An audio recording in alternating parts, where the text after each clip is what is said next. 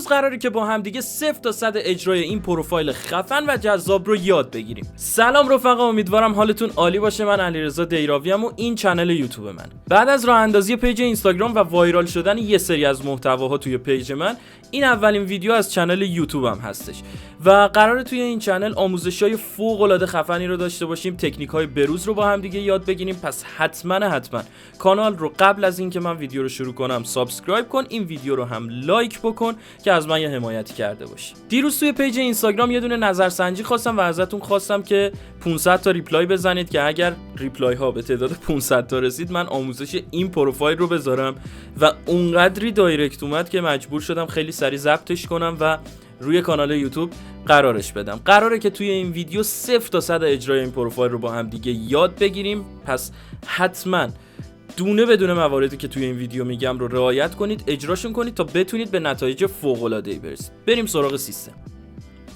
خب وارد نرم افزار فتوشاپ میشیم و اول از همه باید یک سند ایجاد کنیم. یه پروژه باید برای خودمون درست بکنیم. از اونجایی که من میخوام پروژه‌م به صورت مربعی شکل باشه و میخوام برای پروفایل استفادهش بکنم، باید سایزی که بهش میدم دقیقاً یکسان باشه، طول و عرضش، که من بتونم یک حالت مربعی شکل داشته باشم. من میام 2000 در 2000 پیکسل رو وارد میکنم که هم به شکل مربع در بیاد، همین که کیفیت خوبی داشته باشیم با 300 پیکسل بر اینچ. حالا شما اگر خواستید برای جای دیگه استفاده بکنید میتونید ابعاد دیگه ای رو براش در نظر بگیرید. از اونجایی که من از قبل یه دونه پروژه ایجاد کردم دیگه نیازی نیست کرییت رو بزنم و اینجا میبینید که من این پروژه رو دارم. عکسی که از قبل کات کردم رو به پروژم اضافه میکنم. عکسمون رو میتونیم با ابزارهای مختلف ما کات بکنیم، میتونیم سلکتش بکنیم و توی پروژه خودمون قرار بدیم. میتونیم با پنتول انجام بدیم، میتونیم با سلکشن های خود نرم افزار انجام بدیم و موارد مختلف. من سلکتم رو معمولا با پنتول انجام میدم چون که ریزترین نقاط رو ما میتونیم در بیاریم و خیلی میتونیم سلکت ترتمیزی داشته باشیم. مثلا اینجایی که میبینید من خیلی دقیق تونستم همه چیز رو با توجه به منحنی‌های خود شکل در بیارم و با پنتول معمولا میتونیم سلکت بهتری رو داشته باشیم. بعد از اینکه من سلکتم رو انجام دادم، عکسم رو وارد پروژه کردم، حالا اگر عکستون نیاز به روتوش داشت، نیاز به یه سری اصلاح داشت، میتونید انجام بدید. و بعد از اون نیاز هست که برای کارمون بک‌گراند طراحی بکنیم. من اول از همه یه دونه سالید کالر ایجاد میکنم. از قسمت ادجاستمنت ها، از این قسمت پایین یه دونه سالید کالر ایجاد میکنم و رنگش رو روی مشکی قرار میدم. خیلی هم کاملا مشکیش نمی کنم، یه مقدار حالت روشن داشته باشه و حالا نیازه که اون بک‌گراند خودمون رو ایجاد بکنیم. رنگی که براش در نظر گرفتم رو انتخاب میکنم. این رنگ رو براش در نظر میگیرم، یه دونه مستطیل به این شکل میکشم و اینجا قرارش میدم. یه دونه کنترل جی میزنم، ازش یه کپی میگیرم، اینو میارم این پایین، با این فاصله قرارش میدم. یه دونه کنترل جی دیگه میزنم، ازش کپی میگیرم و با فاصله برابر اینجا قرارش میدم. به این صورت من الان این شکل رو توی بک‌گراند خودم دارم.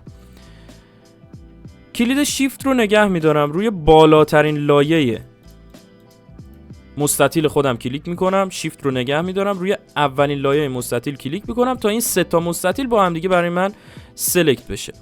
اینا رو کانورت تو اسمارت آبجکت میکنم تا به یه لایه اسمارت آبجکت با هم دیگه تبدیل بشن.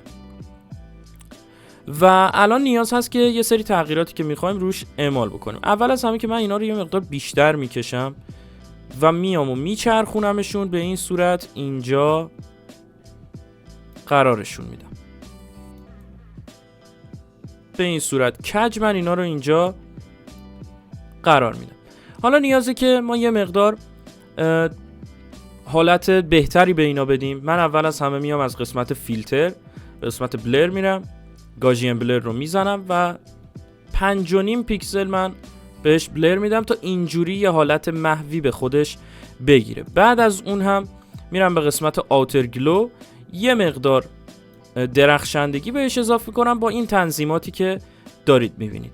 اوپاسیتی 54%، رنگی هم که براش انتخاب کردم این رنگ خود میشه گفت مستطیل ها هستش، سایز 59 و اسپرد 1. حالا میتونید این درخشندگی رو با توجه به سلیقه‌ای که خودتونم دارید تنظیم بکنید. بعد از اینکه ما این المان ها رو ایجاد کردیم، تقریبا میشه گفت نتیجه دلخواهمون رو گرفتیم.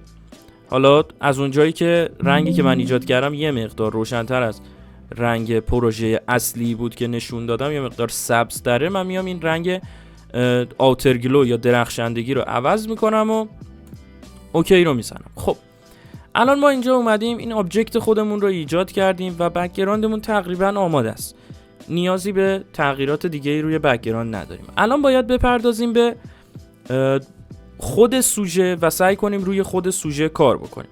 اول از همه در مرحله اول من از قسمت ادجاستمنت ها یه دونه لولز باز میکنم. از قسمت لولز این زبونایی که اینجا میبینید، زبونای سفید رو میکشم به سمت چپ.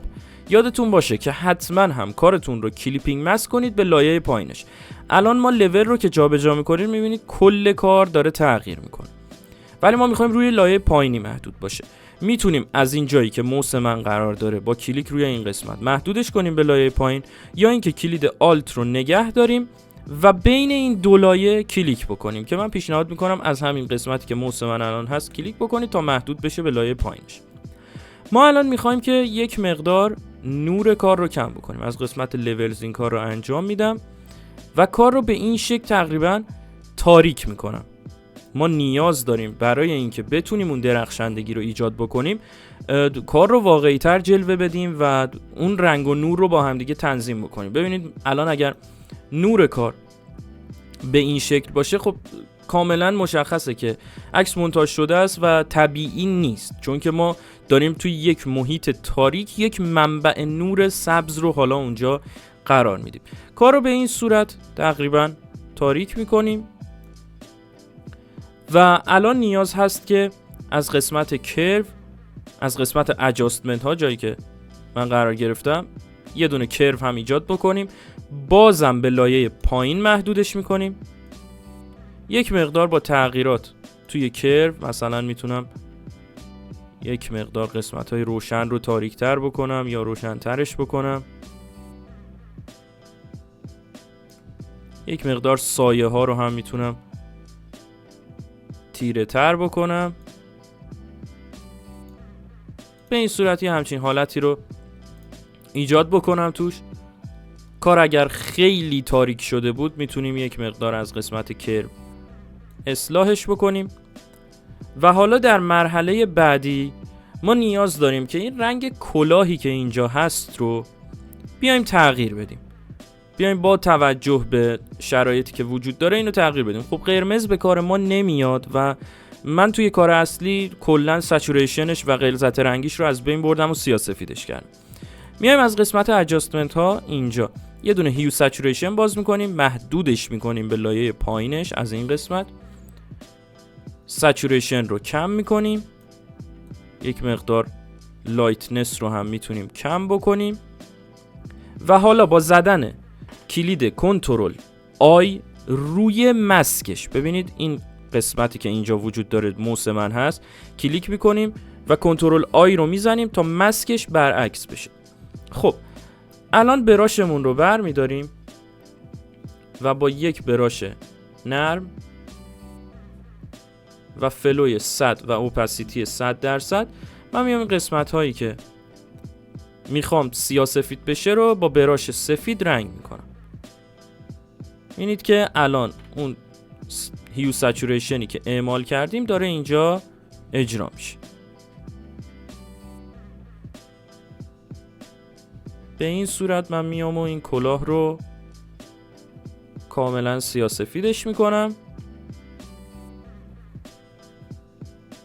که کار ما رو خراب نکنه. حالا یه مقدار تون آبی هم توی باقی قسمت‌های کلاه وجود داره که من اونا رو هم با رنگ سفید رنگ میکنم که کل کلاه بشه حالت سیاه و سفید و اینکه خودش هم نشون نده خیلی. الان خیلی واضح نیست که این کلاه از قبل رنگش تغییر کرده و میتونیم روی همین حالت قرارش بدیم. خب بخش بعدی که داریم بخش کرو هست. از دوباره برای اینکه بتونیم یه سری قسمت ها رو بهشون بعد بدیم، ما میایم از قسمت ادجاستمنت ها یه دونه کرو باز میکنیم، به این صورت نورش رو افزایش میدیم، از این قسمت وسطش به بالا میکشیم، محدودش میکنیم به لایه پایینیش، کنترل آی رو روی مسکش میزنیم تا برعکس بشه و حالا میایم قسمت هایی که روشن هست رو براش میزنیم با این تنظیماتی که بهتون میگم. فلو رو ما روی 10% میذاریم، هاردنس براشمون رو 0 میکنیم و حالا میایم و قسمت های روشن رو براش میکشیم. این قسمت ها رو با استفاده از براش میایم و روشن تر میکنیم.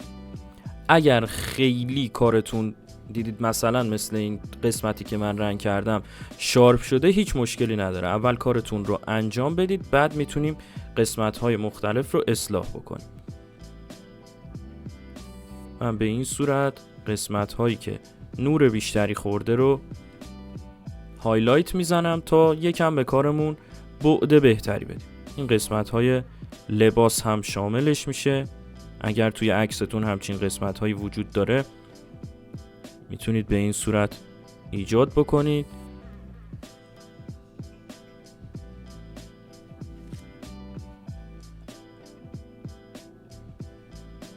من میام و این قسمت ها رو یک مقدار روشن‌تر میکنم.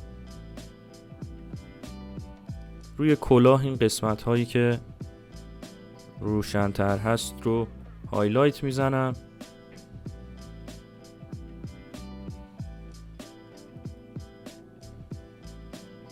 روی لباس رو هم همینطور.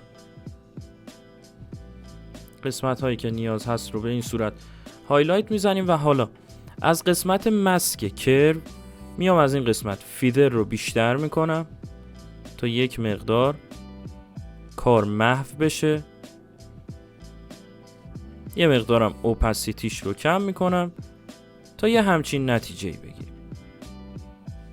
میتونم یک مقدار فیدرش رو هم بیشتر کنم. میبینید که الان یه همچین نتیجه‌ای به دست آوردیم. خیلی دیگه شارپ نیست قسمت هایی که ما هایلایت زدیم و به این صورت قرار گرفته. حالا مهمترین بخشی که توی این کار وجود داره ایجاد ریم لایت هست. من یه لایه جدید باز میکنم، محدودش میکنم به لایه پایینیش،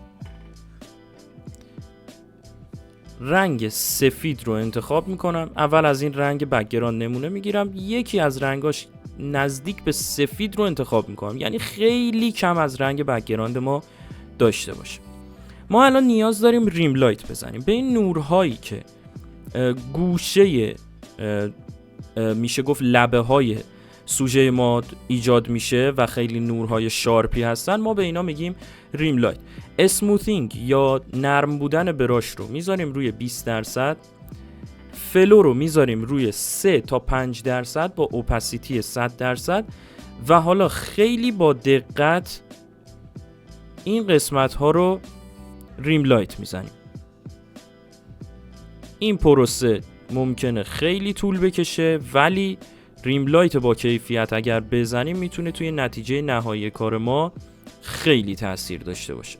باید خیلی دقت داشته باشید که روی این قسمت ها ریم لایت با کیفیت بزنید. من سرعت این قسمت رو بیشتر میکنم تا وقت این جلسه گرفته نشه.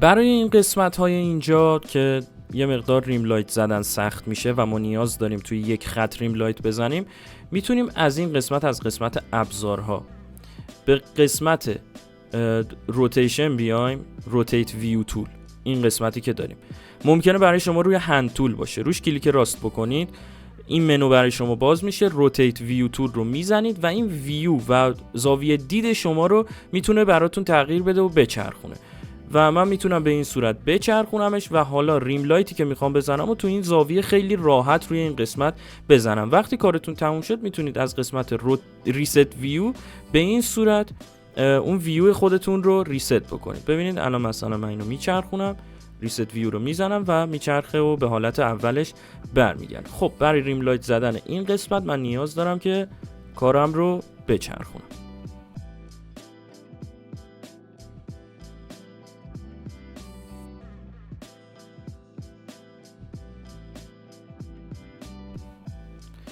برای ایجاد ریم لایت من سعی میکنم از فلو خیلی پایین استفاده بکنم که چند بار روی اون خط بتونم برم و بیام و اینکه اون وضوحی که قراره داشته باشه این خطی که من دارم میکشم رو من بتونم کنترل بکنم و دقیقاً به اون نتیجه‌ای که میخوام برسه.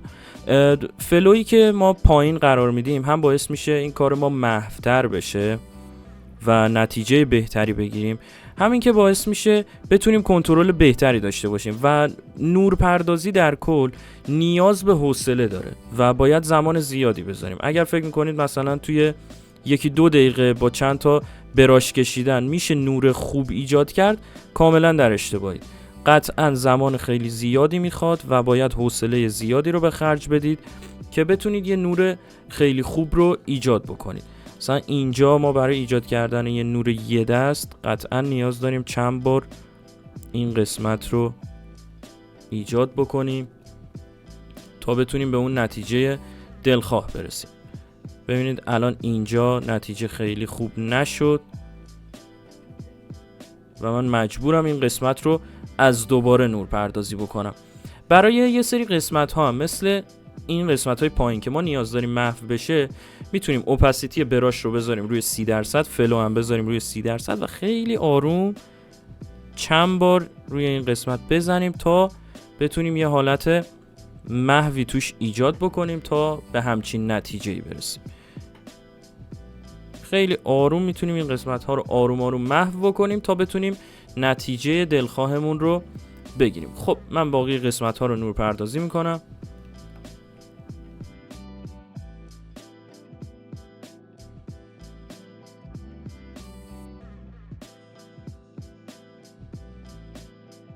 برای ریم لایت زدن این قسمت ها باید خیلی دقت داشته باشیم که زیاد روی خود سوژه ما براش نکشیم. ببینید الان بخش خیلی کمی از براش من روی خود سوژه قرار میگیره تا فقط این قسمت لبه خیلی روشن بشه و نوری که باقی قسمت ها روی سوژه ایجاد میشه و پخش میشه یه نور خیلی محو باشه.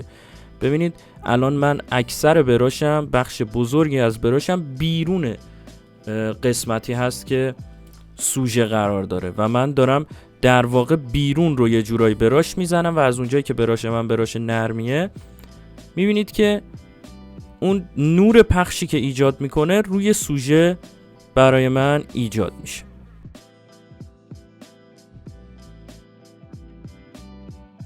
ببینید الان نتیجه این که ما از بیرون براش زدیم، ببینید ما اگه از داخل براش بزنیم به این صورت میشه. ببینید خیلی شارپ میشه و خیلی یه جورایی خودمونی بگم ضایع میشه کار. ولی وقتی از بیرون ما براش میزنیم لبه ها شارپ میشه و توی کار یه نور محو رو ما داریم. ببینید الان این شد نتیجه اون نوری که ما ایجاد کردیم. لبه ها شارپه و داخل نور خیلی محو شده. ادامه میدیم و باقی قسمت های سوژه رو ما نور پردازی میکنیم.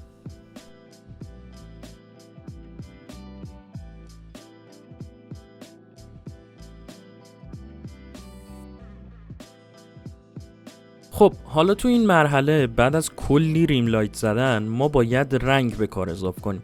ما الان اومدیم یه مقدار نور اضافه کردیم که میتونیم قبل و بعد کار رو با هم ببینیم.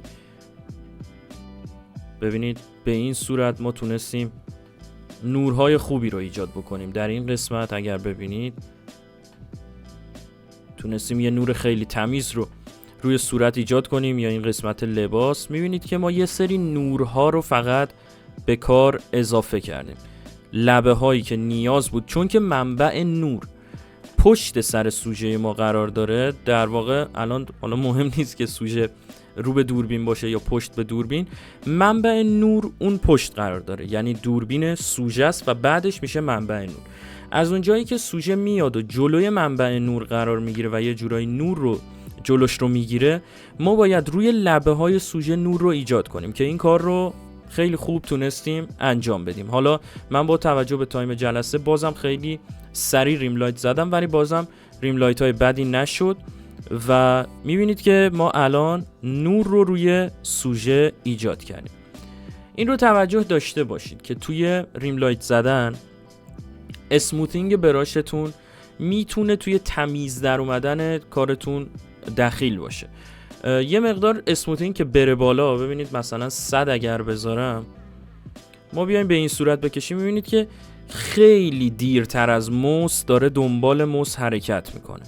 خب خیلی کار نرم میشه. ببینید الان مثلا این منحنی که من میکشم، من اوپاسیتی رو ببرم بالا، ببینید این منحنی که میکشم خیلی تمیز ایجاد شده برای ما. اگر اسموتینگ 0 بشه، میبینید که یه لرزش کوچیک دست خیلی راحت توی این قسمت ها میاد و کارو خراب میکنه، در صورتی که اگر اسموتینگ 100 باشه ما میتونیم خیلی تمیزتر کار بکنیم. میبینید که خطوطی که میکشیم خیلی تمیزتر برای ما ایجاد میشه. حالا من اسموتینگ رو توی کار معمولا روی 20 یا 30% میذارم که ما بتونیم یه مقدار تمیزتر از حالت عادی براش بزنیم که اون لرزش دست رو در واقع بگیره. و اینجا این ریم لایت ها رو من ایجاد کردم و این لبه هایی که میبینید محو شده رو با پاکون یا ایریزر خود فتوشاپ به این صورت لبه هاش رو محو کردم که بتونیم لبه های محو خوبی رو داشته باشیم. اینجا میتونیم این کار رو بازم انجام بدیم به این صورت. این قسمت خودش محو هست و نیازی نیست و به این صورت ما تونستیم یه دونه ریم لایت خوب ایجاد کنیم. حالا در مرحله بعدی ما هم نیاز داریم رنگ اضافه بکنیم، هم نیاز داریم یکم نورمون رو طبیعی تر بکنیم. از قسمت ادجاستمنت ها میام و هیو سچوریشن رو باز میکنم، کالرایز رو میزنم، روی لایه پایینیش محدودش میکنم و یه رنگ شبیه به رنگ بک‌گراند از این زبونه هیو انتخاب میکنم، سچوریشنش رو تعیین میکنم، یکم هم لایتنس بیشتر، سچوریشن بالاتر به این صورت. و حالا با زدن کلید کنترل آی روی مسکش رو برعکس میکنم. حالا میام روی براش قرار میگیرم، فلو رو میذارم تقریبا روی 15%، میتونم اوپاسیتی هم بذارم روی 80% و با براش سفید بیام و این قسمت ها رو یک مقدار با براش بزرگ به این صورت رنگ بکنم. ببینید الان اون ریم لایتی که ما زدیم حالت رنگ رو به خودش میگیره. میتونم اوپاسیتی رو 100% کنم. ببینید الان اون ریم لایت هایی که ما زده بودیم به این صورت هم رنگ گرفته به خودشون، همین که اون نور ما رو طبیعی تر میکنه. به این صورت میام و قسمت های مختلف رو به همین شکل براش میکشم. حالا من خیلی سریع این کار رو انجام میدم که این آموزش سریعتر به اتمام برسه و اینکه تایمش هم طولانی و خسته کننده نباشه. به این صورت قسمت هایی که میخوام رو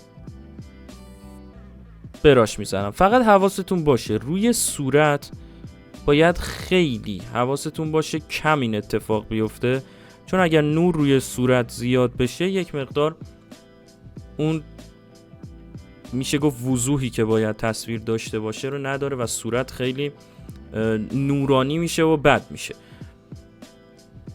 من این قسمت ها رو هم اضافه میکنم به این شکل اینجا و این قسمت. این قسمت رو هم اضافه میکنم.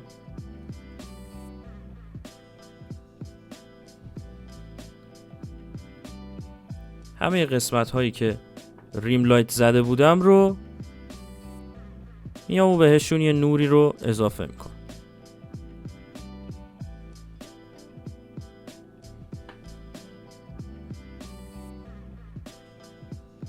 میتونم بعد هم با استفاده از ایریزر خود فتوشاپ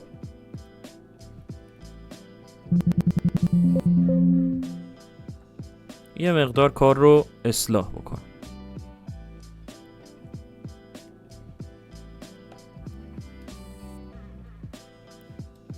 تا اینجای کار که به این صورت میبینید که یه نور محوی رو به داخل داریم و اون ریم لایت هایی که زدیم به خودشون یکم هم رنگ گرفتن.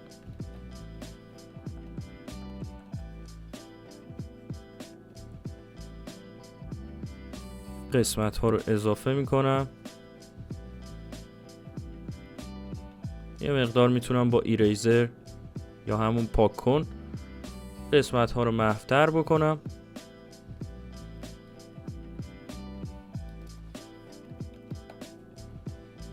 این قسمت کلاه رو هم با یه براش کوچیک میتونم به این صورت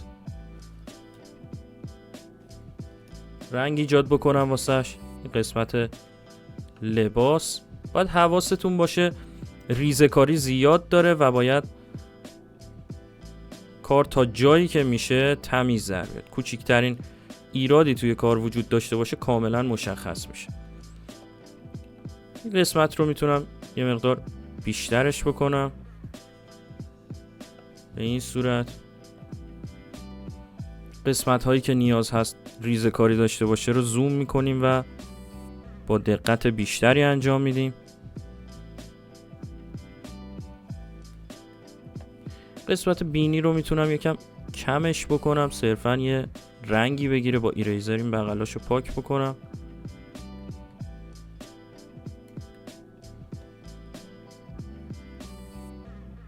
به این صورت این قسمت ها رو رنگ میکنم. تقریبا میشه گفت نتیجه خوبه.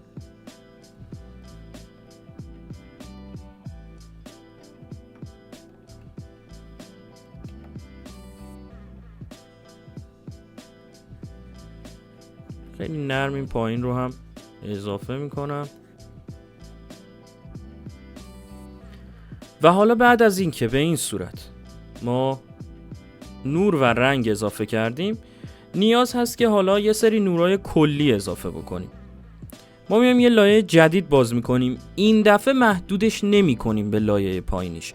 ما برای ریم لایت زدن محدودش کردیم به لایه پایینیش، برای کارهای مختلف، برای افکت های مختلف اومدیم محدودش کردیم به لایه اصلی. ولی الان میایم روی کل کار نور پردازی میکنیم. یه لایه ایجاد میکنیم، رنگ رو از بک‌گراند انتخاب میکنیم و حالا میایم و این قسمت ها رو نور اضافه میکنیم.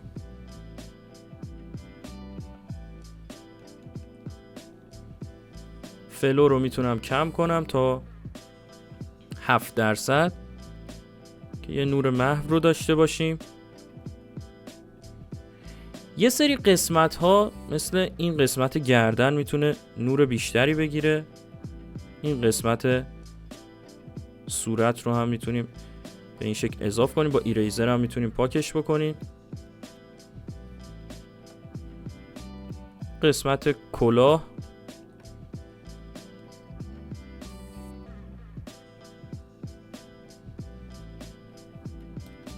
قسمت هایی که فکر میکنیم خیلی زیاد شده رو به این صورت با ایریزر میتونیم کمش بکنیم.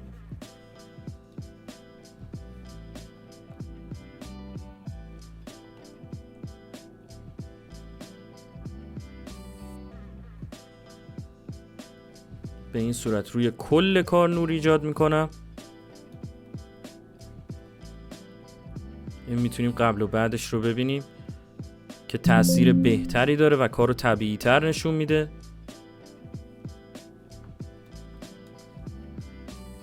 بالاش یه مقدار اضافه است. قسمت ها رو میتونم پاک کنم. یه سری قسمت ها نیازه که درخشندگی بیشتری اضافه کنیم. من یه لایه جدید باز میکنم، رنگش رو روی سفید قرار میدم. با براش سفید این قسمت ها رو براش میزنم. میتونم فلو براش رو هم زیاد کنم. سایز براش رو کوچیک‌تر میکنم. این قسمت ها رو یه حالت درخشندگی اضافه میکنم.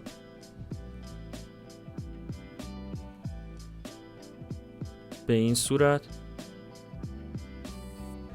و بعد از اینکه این درخشندگی ها رو ایجاد کردم، مود لایه رو روی حالت آورلی قرار میدم.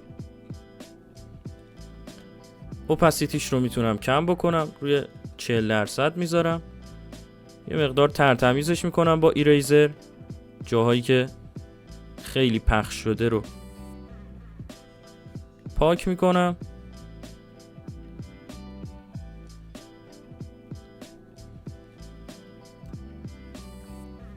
تا این حالت درخشندگی رو خیلی نامحسوس توی پروژمون داشته باشیم.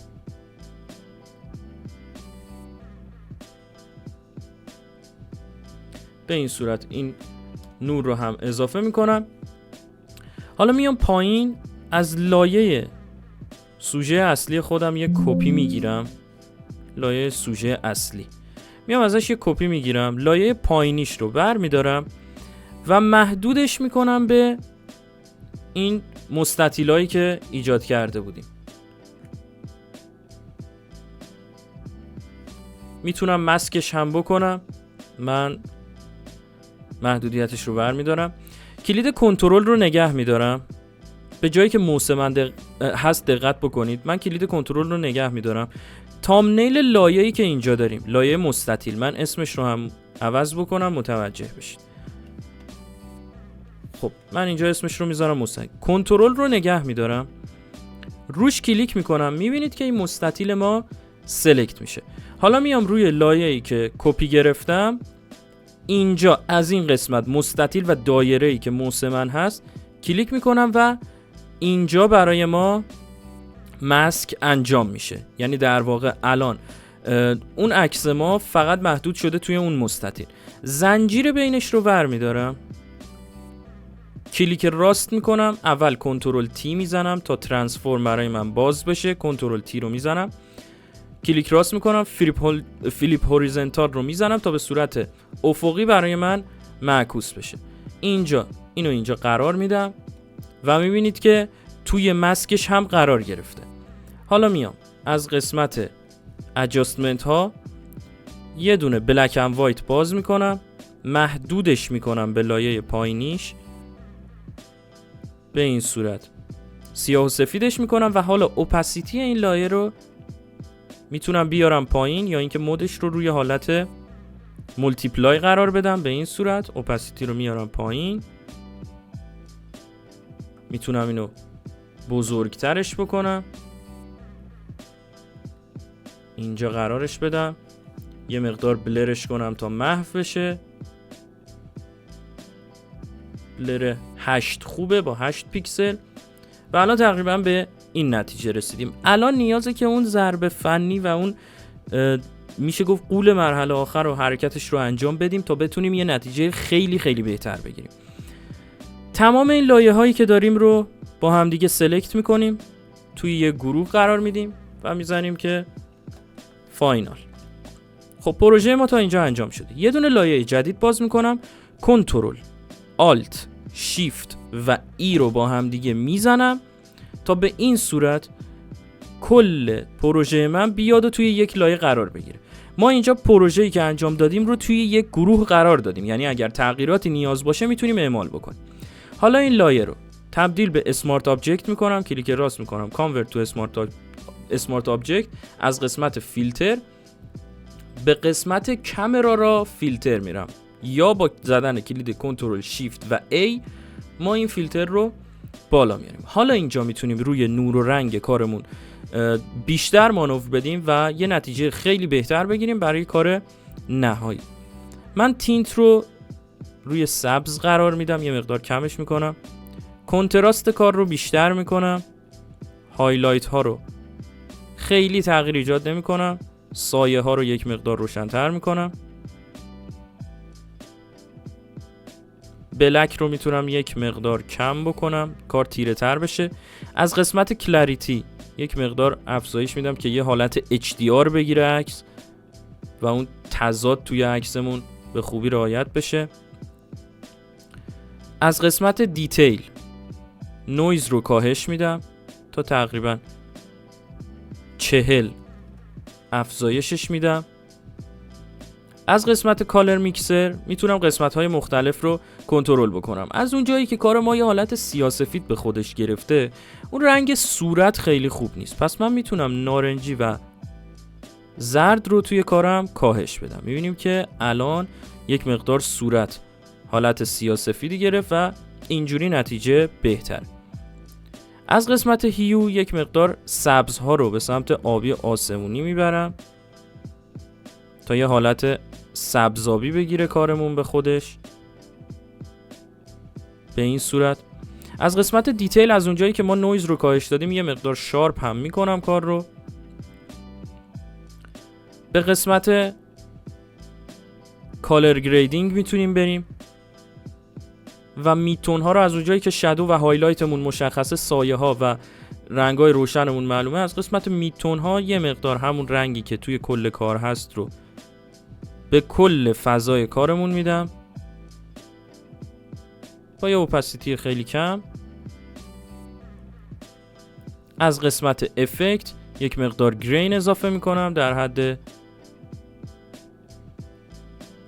C، به این صورت بشه کار ما. از قسمت وینیت میتونم یه مقدار تمرکز رو روی مرکز کار قرار بدم، البته نه خیلی زیاد.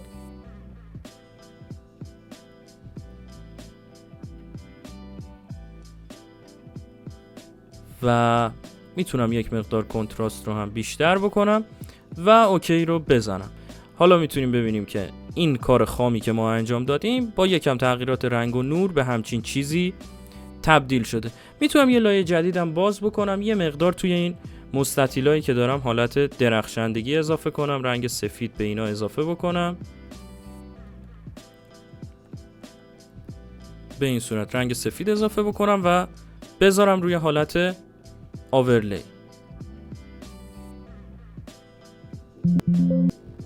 به این شکل این قسمت ها رو رنگ اضافه میکنم و میتونیم به یه همچین نتیجه‌ای برسیم و در نهایت هم میتونیم از کار اکسپورت بگیریم و یه دونه پروفایل خیلی خیلی خفن داشته باشیم. حالا میتونیم برای پروفایل استفاده کنیم، میتونیم برای پوستر استفاده بکنیم.